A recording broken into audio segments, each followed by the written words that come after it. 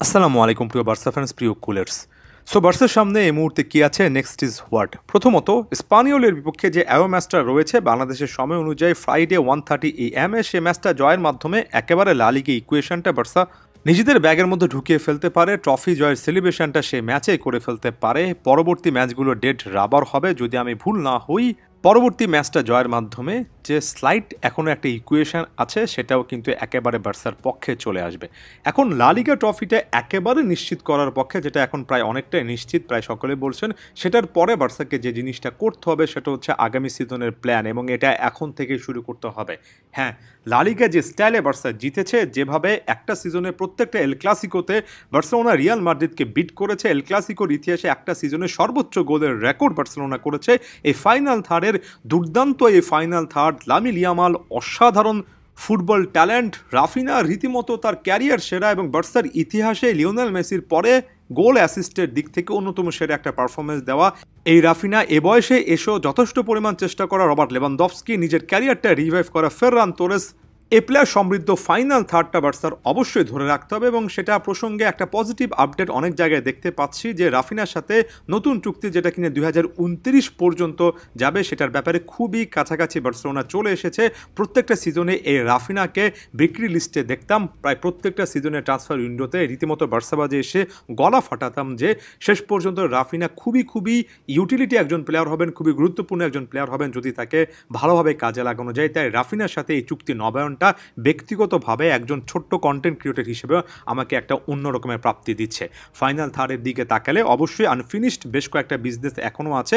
Centre forward পজিশনে ভবিষ্যতের জন্য একটা লং টার্ম প্রসপেক্ট, লেফট উইঙ্গের পজিশনে একটা অপশন, এই জিনিসগুলো হলে বার্সার এই ফাইনাল থার্ডের ডেপথ যতটুকু বাড়বে, এই ফাইনাল থার্ডকে আসলে কেউ কখনো আটকাতে পারবে না, এই জিনিসটা অনেকটুকু নিশ্চিত করে বলা যায়। তবে তারপরও কনসার্ন থাকছে, এই যে ফাইনাল থার্ড নিয়ে যতটা উচ্ছ্বসিত হারে প্রশংসা করতে পারছি, আরও যতটুকু নিচে নামবো তত বেশি কিন্তু হতাশা বাড়বে। যেমন মিডফিল্ডে ধরুন, এখনও ফ্র্যাঙ্কি ডিয়ং এবং পেদ্রি যেভাবে গেমটা কন্ট্রোল করতে পারেন তাদেরকে অবশ্যই প্রায়োরিটি লিস্টে রাখতে হবে, এবং একই সঙ্গে সেন্ট্রাল ডিফেন্সিভ মিডফিল্ডার খোঁজার একটা লক্ষ্যমাত্রা কিন্তু অনেকে নির্ধারণ করেছেন। অনেকে হয়তোবা ভুলে গিয়েছেন যে মার্ক কাসাদো কিংবা মার্ক বের্নাল নামক দুটো অপশন আছে, দুজনই সিডিএম পজিশনে বার্সাকে লং টাইম একটা সার্ভিস দিতে পারবেন। মিডফিল্ডে এখনও কিন্তু গাভির মতো একটা অপশন আছে, পাবলো তোরো অপশন আছে, দানি ওলমো অ্যাটাকিং মিডফিল্ডে অপশন আছে। যদিও দানি ওলমোর কাছ থেকে আরও বেটার কিছু আশা করেছিলাম, তবে আশা করছি পরবর্তী সিজনটা একেবারে ফ্রেশলি স্টার্ট করতে পারবেন। তবে আরও যদি নিচে নামি, ডিফেন্সকে কেন্দ্র করে আরও একবার বলতে হচ্ছে, আরও একবার এই পয়েন্টটা দিয়ে শুরু করব যে বার্সা যদি ডিফেন্সিভ প্রবলেমগুলোকে অ্যাকনোলেজ না করে তাহলে সবচেয়ে বড় অন্যায় হয় ফ্যানদের সাথে, সবচেয়ে বড় অন্যায় হয় এই কোচের সাথে। কারণ হানসি ফ্লিক এই ডিফেন্সটাকে নিয়ে যে কাজটা করেছেন এবং যেভাবে তিনি দলটাকে খেলিয়েছেন, তিনি খুব ভালো করে জানতেন যে এই ডিফেন্সটা আসলে ইউরোপের সবচেয়ে সেরা কয়েকটা ডিফেন্স লাইনের সাথে কম্পেয়ার করলে পারবে না, বেস্ট 3, 4, 5, 6ও হয়তো বা আসে না। তারপরও তিনি কিন্তু একটা সম্ভাবনা দেখিয়েছেন, তারপরে দলটাকে সেমিফাইনালে তুলেছেন। এই ডিফেন্স লাইনে একটা পরিবর্তন দরকার। আমি কোনোভাবেই বলছি না যে এত কম বয়সে পাও কুবার্সি যে পারফরমেন্সটা দেখিয়েছেন সেটা আপনি অ্যাপ্রিসিয়েশন করবেন না, কোনোভাবে এটাও বলছি না যে একজন ইনিয়াগো মার্টিনেস যেভাবে একের পর এক প্লেয়ারের ইনজুরি থাকার পরও দুর্দান্ত পারফরমেন্স দিয়েছেন সেটা আপনি অ্যাকনোলেজ করবেন না। এটা তো কখনোই বলতে পারি না যে এই মুহূর্তে ওয়ার্ল্ড ফুটবলের অ্যাটাকিং ফুলব্যাকদের তালিকায় একেবারে টপে থাকে একজন জুলস কুন্ডে কিংবা একজন আলেহান্দ্রো বালদের পারফরমেন্সটাকে আপনি প্রশংসার জোয়ারে ভাসাবেন না। সব কিছু ঠিক আছে, এই ডিফেন্সটা সিজনের একটা লম্বা সময় ধরে যতটুকু তাদের মান আমরা আশা করেছিলাম তার চেয়ে ভালোই করেছে। তবে এই ভালোই করেছে মোটামুটি সন্তোষজনক কথাবার্তা দিয়ে দিন শেষে আর যাই হোক চ্যাম্পিয়ন্স লিগ যেতে যায় না, হয়তোবা লা লিগা রেসটাতে দাঁতে দাঁত চেপে 2টো গোল কনসিড করে 4টা গোল দিয়ে আসবে এমন মানসিকতাতে শেষ পর্যন্ত ট্রফি যেতে যায়। তবে চ্যাম্পিয়ন্স লিগ শেষ পর্যন্ত ডিফেন্সিভলি যারা সবচেয়ে ভালো খেলে অধিকাংশ ক্ষেত্রে তারাই কিন্তু জেতে। সেটা ইন্টার মিলানের বিপক্ষে ডবল এনকাউন্টারও কিন্তু একেবারে প্রমাণিত হয়েছে। সবচেয়ে বড় ফ্রাস্ট্রেশনের জায়গা যে রোনাল আরাহুকে আমরা একটা লম্বা সময় ধরে ডিফেন্সের নেতা হিসেবে অনেকটা প্রতিষ্ঠিত করে ফেলেছিলাম। তিনি যে ভুলগুলো করেছেন পুরো সিজন জুড়ে, যেভাবে ইনজুরি অফ ফর্মের সাথে রীতিমতো যুদ্ধ করেছেন এবং পরবর্তীতে দলে এসে প্রায় প্রত্যেকটা ম্যাচে একের পর এক ভুল করেছেন, সেটা আমাদেরকে পুড়িয়েছে, কষ্ট দিয়েছে। রোনাল আরাহুকে আসলে বিক্রি লিস্টে ওঠানো উচিত কিনা সেটা নিয়েও অনেকে আলোচনা করা শুরু করেছেন। কঠিন সিদ্ধান্ত আসলে এখানে নিতে হবে। ডিফেন্সে দুজন সেন্টার ব্যাক যদি আপনার থাকে, সেই একই মানের আরও দুজন ব্যাকআপ অন্তত লাগে, বার্সার কাছে সবসময় থার্ড অপশনটাই খুব ভালোভাবে থাকে না সেন্টার ব্যাক পজিশনে, ফোর্থ ফিফথ অপশন তো একেবারে স্বপ্নের মতো ব্যাপার। আপনার কাছে কুন্ডে বালদের মতো অপশন হয়তো বা আছে, তবে এই জিনিসটা ভুলে যাবেন না যে ফুল ব্যাকদের যে পরিমাণ দায়িত্ব থাকে, বিশেষ করে ফ্লিকের মতো ফ্রি ফ্লোয়িং অ্যাটাকিং সিস্টেমে, সেখানে সবসময় ব্যাকআপ লাগে। রাইট ব্যাক পজিশনে জুলস কুন্ডের একেবারে স্পষ্টত ব্যাকআপ খুঁজে পাওয়া যায়নি। আমরা এরিক গার্সিয়াকে দিয়ে কোনো রকমের কাজ চালিয়েছি। এরিক গার্সিয়ার উপর একটা শাউট আউট থাকলো, তার অ্যাপ্রিসিয়েশনের জন্য। গুরুত্বপূর্ণ মোমেন্টে এত স্যাক্রিফাইস করে দলের হয়ে খেলেছেন, এরিক গার্সিয়াকে ধরে রাখা উচিত। তবে তার চেয়ে বেশি করে উচিত রাইট ব্যাক পজিশনে একটা বিকল্প রাখা।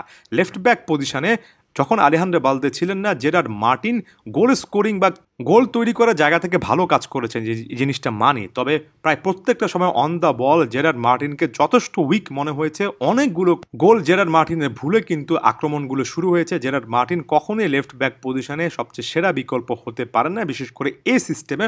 হয়তো বা অন্য কোনো সিস্টেমে তিনি মানিয়ে যাবেন, তাকে ধরে রাখা উচিত, তবে একেবারে পিওর ব্যাকআপ হিসেবে নয়। হয়তোবা আরও এক্সপিরিয়েন্স নিয়ে ভবিষ্যতে ফিরে আসতে পারেন, তবে এই মুহূর্তে একেবারে লেফট ব্যাক পজিশনের সেরা বিকল্প সেটা কখনোই আমি কিন্তু বলবো না। গোলকিপিং পজিশনে মার্ক-আন্দ্রে টের স্টেগেনের যুগটা বার্সাতে শেষ হওয়া উচিত, এটা নিয়ে আর আলোচনা বাড়ানো উচিত না। তবে ভয়েচিক শেজনি যতই তিনি আশাবাদ দেখান না কেন, শুরুর দিকে যতটা অসাধারণ করেন না কেন, একজন গোলকিপার এই বয়সে এসে অবসর ভাঙার অনেক দিন পরে অবসর থেকে ফিরে এসে বার্সার জার্সিতে একেবারে চ্যাম্পিয়ন্স লিগ জয়ী পারফরমেন্স দেবেন, এটা আমি কখনো বিশ্বাস করিনি। শেজনিকে তার সার্ভিসের জন্য ধন্যবাদ। হয়তোবা ব্যাকআপ গোলকিপার হিসেবে দরকার আছে, তবে টের স্টেগেনও নয়, শেজনিও নয়। আমার কাছে মনে হয় গোলকিপার হিসেবে একটা ইয়াং প্রসপেক্ট, একটা লং টার্ম ইনভেস্টমেন্ট বার্সার দরকার। এখন কথা হচ্ছে এই দরকারগুলো আমরা সব কিছু আইডেন্টিফাই করলাম, কিন্তু চাইলেও তো এত প্লেয়ার কেনা পসিবল না, আমি এটা অ্যাকনলেজ করি। আমার কাছে মনে হয় বার্সার কাছে যদি এখন এক্স অ্যামাউন্ট অফ মানি বা টাকা থাকে, তাহলে সবার আগে বার্সার যে জিনিসটা করা উচিত সেটা হচ্ছে ডিফেন্সে অপশন রাখা। বার্সা যে জিনিসটা ভুল করে, এমনিতেও টাকা কম, তার উপর লাপোর্তার কিছু মিথ্যা, কিছু ব্লাফ মার্কেটিং প্রোপাগান্ডা থাকবে। ফাইনাল থার্ডে প্লেয়ারদেরকে ঘিরে অনেক বেশি বিনিয়োগ করার চিন্তা থাকবে, যাতে করে ফ্যানরা অনেক বেশি করে খুশি হন, এবং সেটা নিরিখে বাজেট সংকটের কারণে ডিফেন্সে খুব একটা বেশি মনোযোগ দেওয়া হবে না। আমার কাছে মনে হয় যদি আপনার কাছে ট্রান্সফার মার্কেটে 100 মিলিয়ন ইউরো থাকে, সবার আগে আপনি ডিফেন্সে গোলকিপিং পজিশনে সেটার বিনিয়োগ করেন। তারপরে যদি কোনো অ্যামাউন্ট বাকি থাকে, তারপর আপনি চিন্তা করেন আপনি মিডফিল্ড কিংবা ফাইনাল থার্ডে কোন প্লেয়ার আনবেন। এমন অ্যাপ্রোচ নিলে আগামী সিজনে চ্যাম্পিয়ন্স লিগে একটা বড় স্বপ্ন দেখা যায়। না হলে এত দুর্দান্ত ফাইনাল থার্ডের পারফরমেন্সের পরেও কিন্তু আমরা আমাদের পরম আরাধ্য চ্যাম্পিয়ন্স লিগে সফলতা পাবো না। আদিওস ভিস্কা এল বার্সা।